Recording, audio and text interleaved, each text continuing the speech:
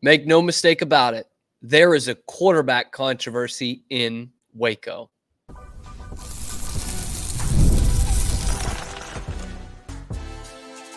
You are Locked On Baylor, your daily podcast on the Baylor Bears. Part of the Locked On Podcast Network, your team every day. Here we go. Welcome into another week of Locked On Baylor, part of the Locked On Podcast Network, where it is your team every day. I am your host, Cam Stewart of ESPN Central Texas and the Cam Show on Rogue Media Sports Network. Thank you for making it your first listen today and every day. It is Colorado week, which I am very excited for. I think the Bears have two winnable conference games coming up, but we do need to talk more about the one they just won, not in the Big 12, against Air Force, 31-3. We're going to talk about the newcomers, the new starters on this offense that really shone in, or shined, whatever the word is, in the win over Air Force, why Sawyer Robertson should be QB1 going forward for this team, what his coaches and his teammates are saying about that, and what Dave Aranda said at halftime to get this team's head screwed on straight and score whatever it was, 25 unanswered in the second half. All that is coming up on this episode of Locked On Baylor. Obviously, the offense looked a lot better against Air Force than it did against Utah. Air Force is a good defense. I was trashing on their offense all week, and you kind of saw why, but the defense is solid. It's not Utah good, but it's pretty solid. And it was two Baylor newcomers to their offense, I should say, new starters, who really sealed the deal. And that was, of course, Sawyer Robertson at quarterback and Bryson Washington at running back. Both those guys really stepped up. I loved the game they got from Bryson Washington, who I'm going to talk more about in depth in tomorrow's episode. So if there's not a lot of Bryson today, that is why, because the other guy was Sawyer Robertson, who was, I thought, tremendous. You know, he didn't throw 400 yards, didn't throw 4 touchdowns, but I thought he was tremendous in this game on Saturday. And we knew late in the week that Bryson Washington was coming back. Dave Aranda said, you know, this is an important piece of our offense, and he certainly showed that, going over 100 yards and being the number one back on the day. And he should be the number one back going forward. And I think Sawyer Robertson should be your starting quarterback going forward, at least in the near future. And he was announced as the starter about an hour and a half, I think, or so before game time. I think it was about 5 o'clock that he was announced the starter. And we heard after the game that the coaching staff knew for a couple of days that he was going to be the starter. And he showed real poise out there on Saturday against Air Force. Poise you did not see from Dequan Finn in the first 2 games, and specifically in that second game against Utah. But the numbers spoke to the control that he was under and the poise that he had, because again, they don't jump off the page as 400 yards and 4 touchdowns. But Robertson goes 18 for 24, completes 75% of his passes, throws for 248 yards. No touchdown passes, no picks, but did have a rushing touchdown. And in that first half, it wasn't ugly. It was ugly on the scoreboard, right? It was 3-3. I think Baylor made it 6-3 right before the half. And Air Force was dominating in the time of possession. But Baylor was moving the football. Like, the offense looked good in the first half, except for the fact that they fumbled 3 times. And none of them were by Sawyer Robertson. So you can't put that on the quarterback. It was, and two of those fumbles came after 25-yard completions.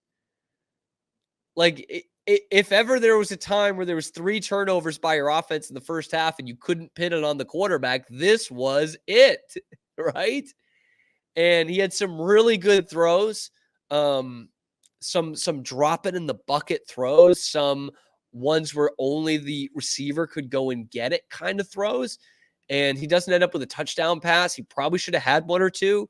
In fact, this was kind of the story of the first half. He has a play where he delivers a perfect strike to Josh Cameron, 20 plus yards, down to the 1 yard line.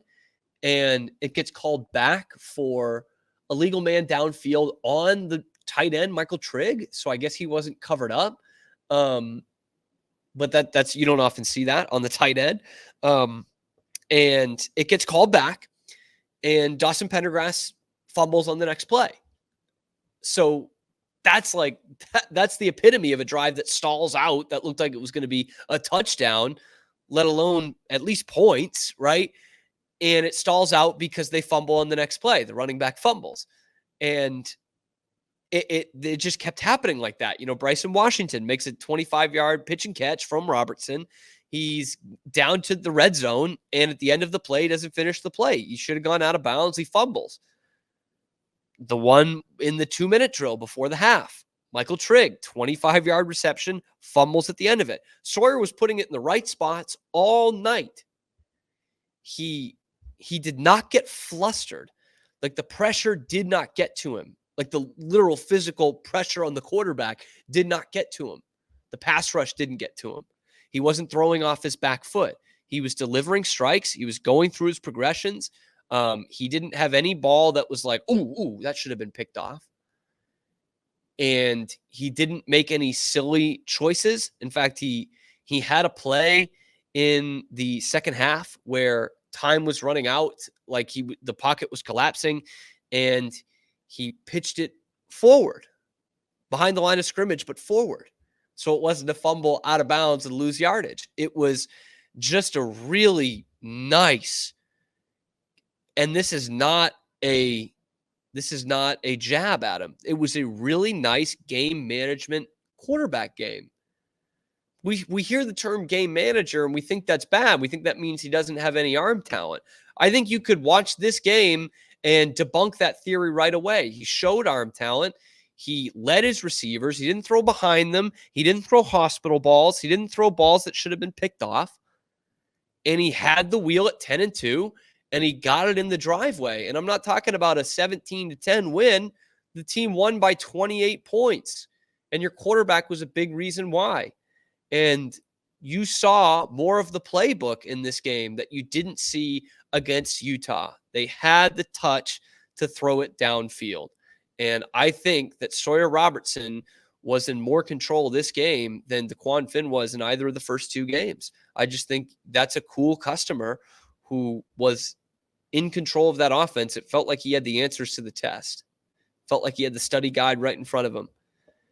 And for that reason, I think Sawyer Robertson should be the Baylor Bears quarterback going forward. In fact, I'm saying it's a quarterback controversy. Jackson Posey, who works with me, he also works at the Baylor Lariat. He's had every game covering this team. He wrote an article that said it's not a quarterback controversy. Sawyer Robertson's your guy. And I have to agree with him. I do, after that game. And I know this coaching staff put a lot into Dequan Finn, and I don't think that that's necessarily over yet, because I'm not making the calls. You're not making the calls. Those of you listening, because I'm sure a lot of you are on my side with the Sawyer Robertson thing. So we'll see if this is the end of this. We'll also get an injury update on Dequan Finn and what the coaches think about this Sawyer Robertson performance and what his teammates thought of this Sawyer Robertson performance. That's all coming up after this on the Locked On Baylor podcast.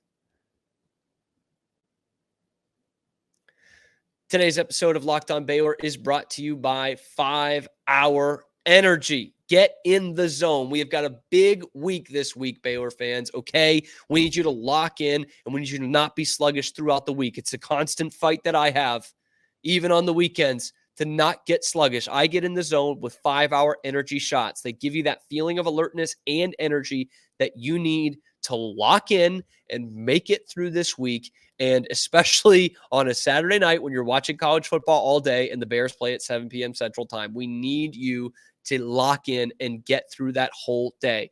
5 Hour Energy is the brand that hardworking people like you have trusted for over 20 years, that gives them the alert, energized feeling they need to get through a busy, hectic day, week, month, even your year.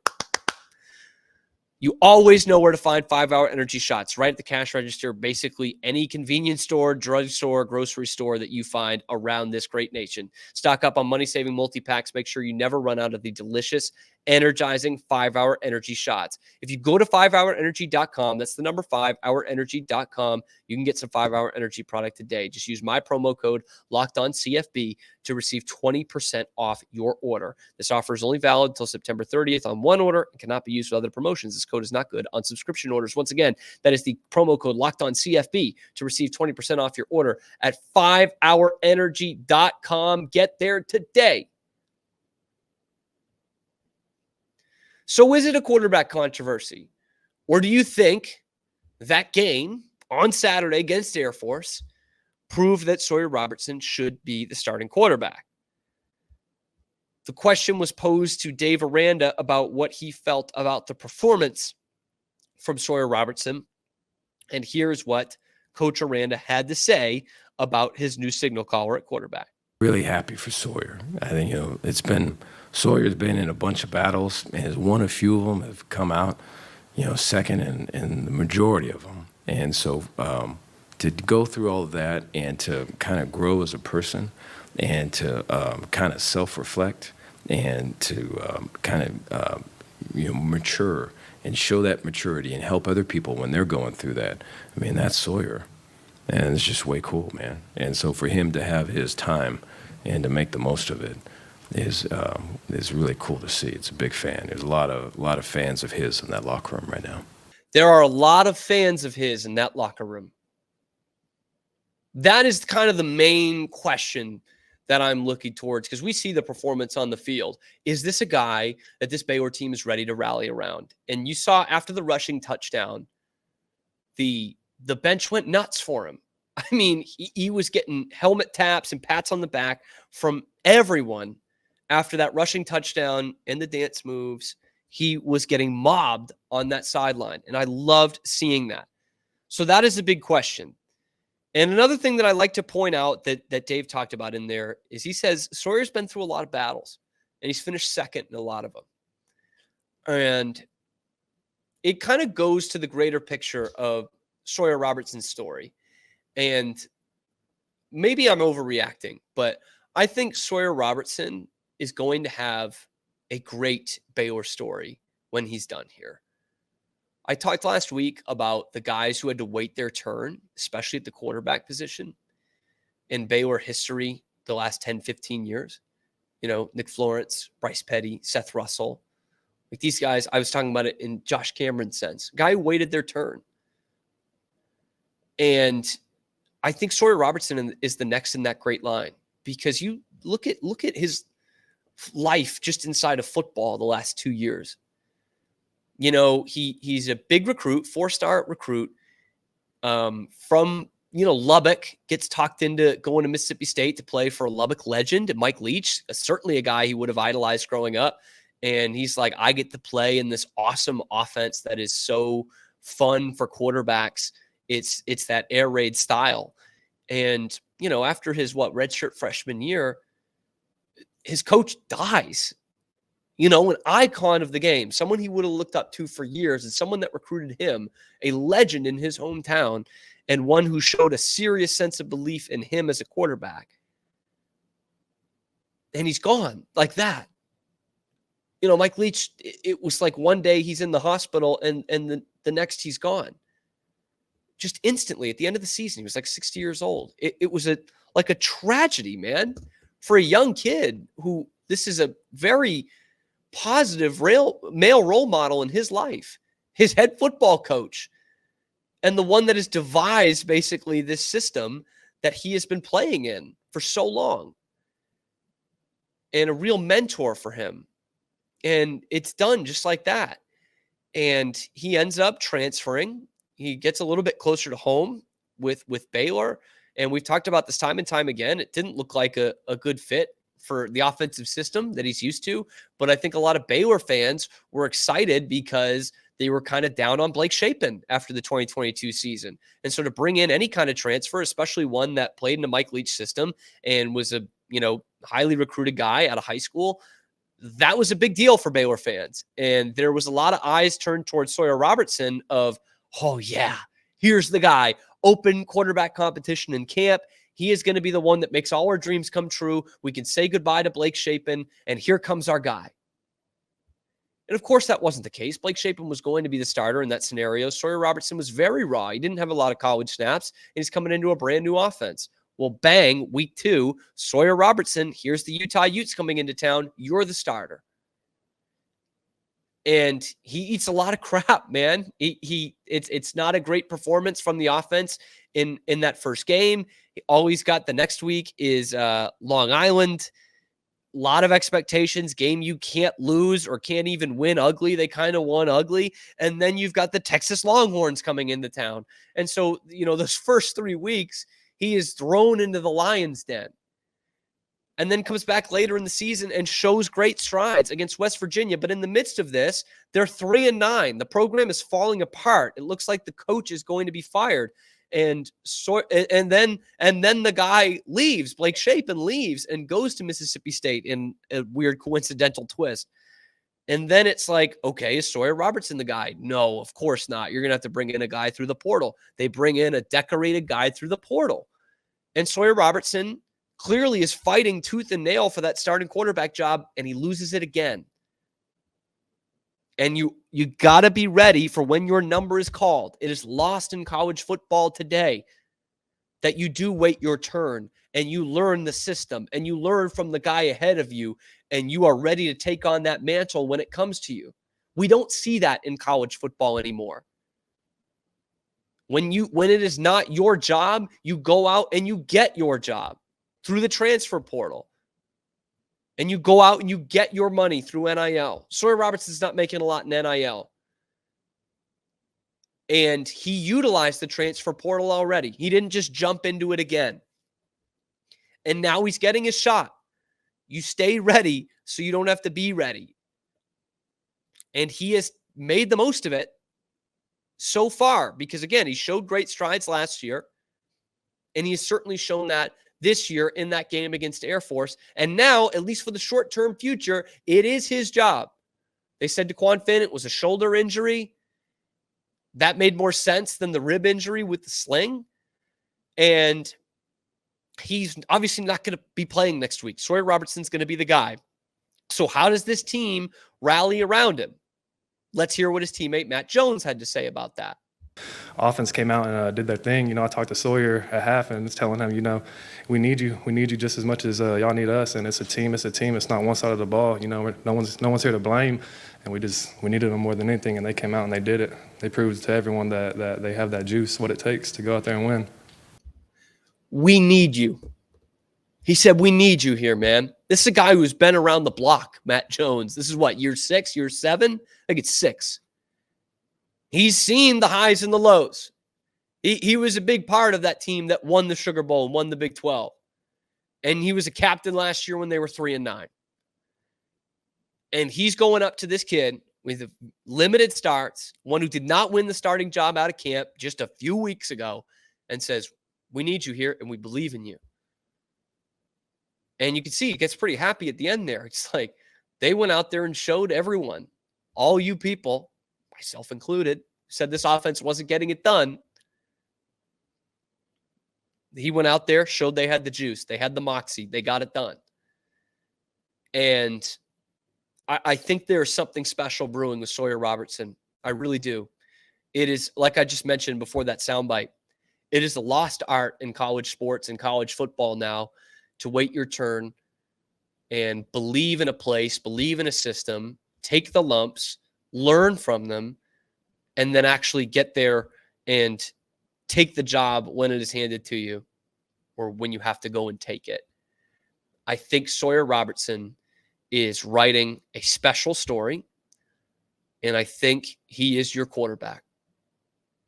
He is for the short term, but the belief that has been shown in him from the coaching staff and from his teammates, and by the coaching staff, just in the fact that he's still here, there's belief shown there. And we saw it with the talent. We see it with the confidence that he has and the poise that he plays with. That's your quarterback. Baylor fans, that is your quarterback, Sawyer Robertson, who was having a good first half, had an even better second half, but the whole team had a better second half. So what could Dave Aranda have said to those guys to get them fired up? We'll talk about that next on Locked On Baylor. FanDuel, you've heard me talk a lot about it, guys. You might be saying FanDuel. Oh, is that the one that's America's #1 sports book? You're right. You're right. Well, we have something a little different for you right now, because now through September 22nd, so all this week, all FanDuel customers can bet $5 and get a 3-week free trial of NFL Sunday Ticket from YouTube and YouTube TV. Then, with your YouTube TV base plan, you're going to be able to watch every regular season Sunday afternoon out-of-market game. It's how I keep up with my teams. I know we've got plenty of fans, Baylor fans who are living outside of Texas. You can get those noon games to watch the Cowboys lose by 30 points and revel in that. You can do that on YouTube TV and NFL Sunday Ticket through FanDuel. All you need is a Google account and a current form of payment, and you can cancel any time. Just visit FanDuel.com to download America's #1 sportsbook. I'm not going to lie to you guys. I was in a weird place at halftime against Air Force. In fact, I think I tweeted something out to the effect of like, this is going to be an interesting 30 minutes, impactful 30 minutes. Because I was like, are they going to lose this game? Like, if they lost that game, it's all ifs, ands, and buts now. But if they lost that game, are you making a coaching change right there? I was asking myself that question at halftime. It was 6-3.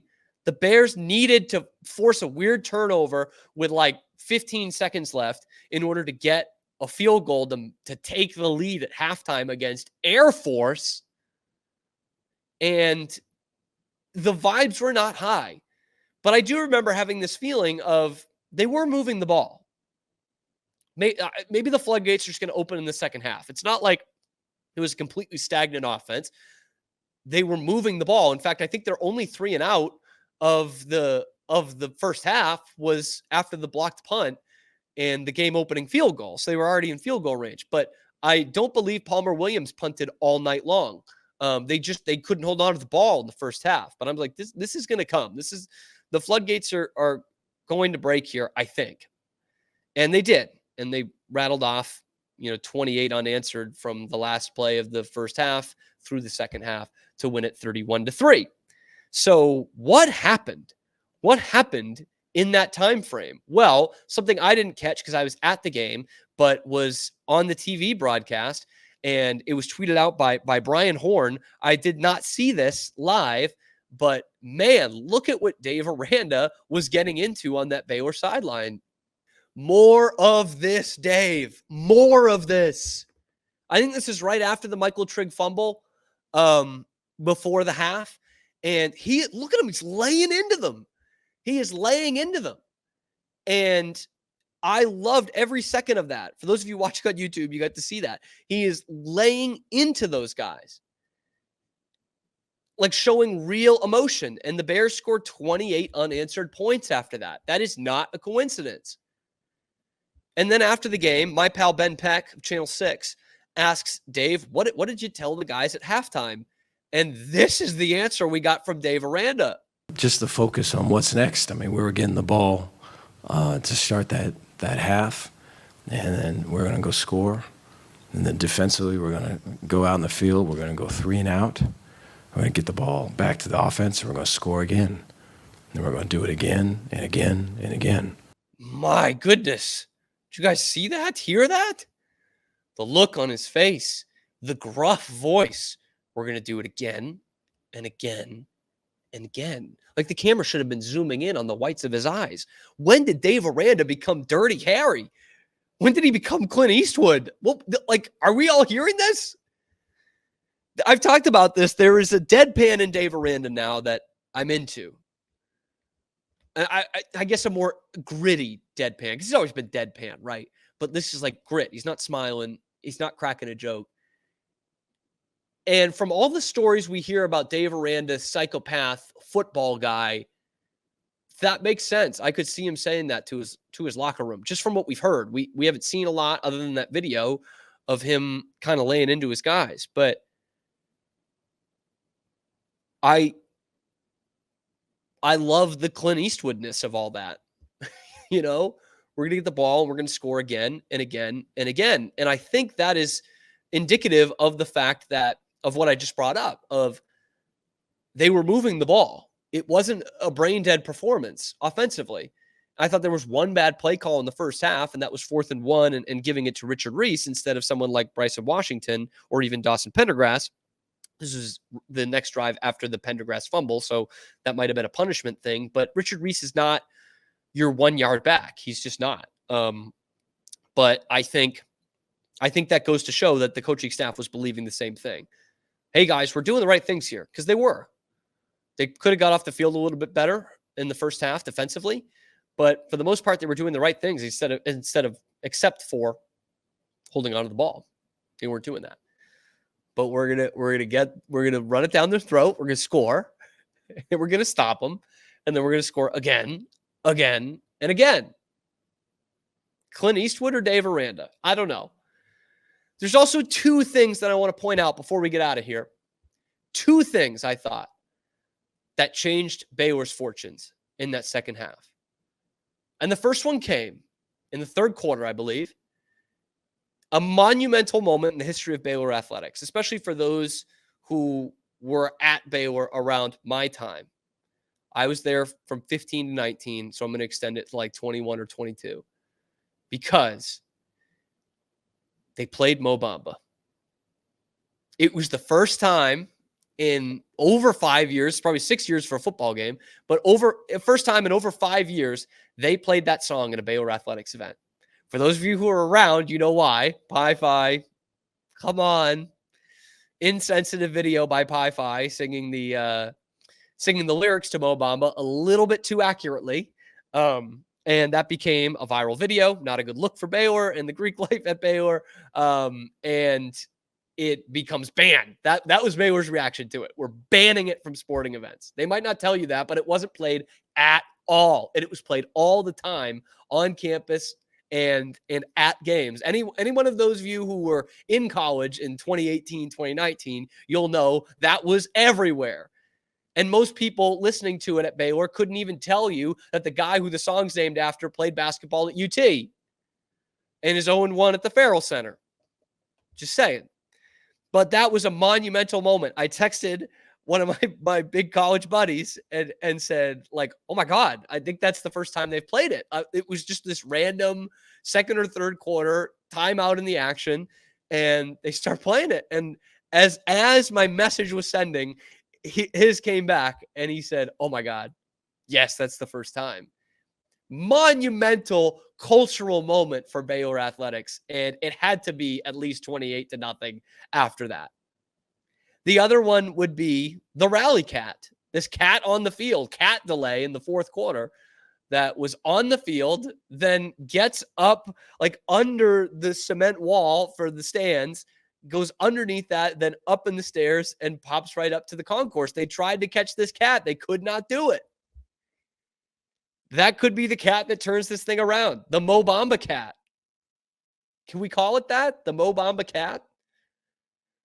Oh, what a moment. For all my homies out there that were at Baylor in 2018, 2019.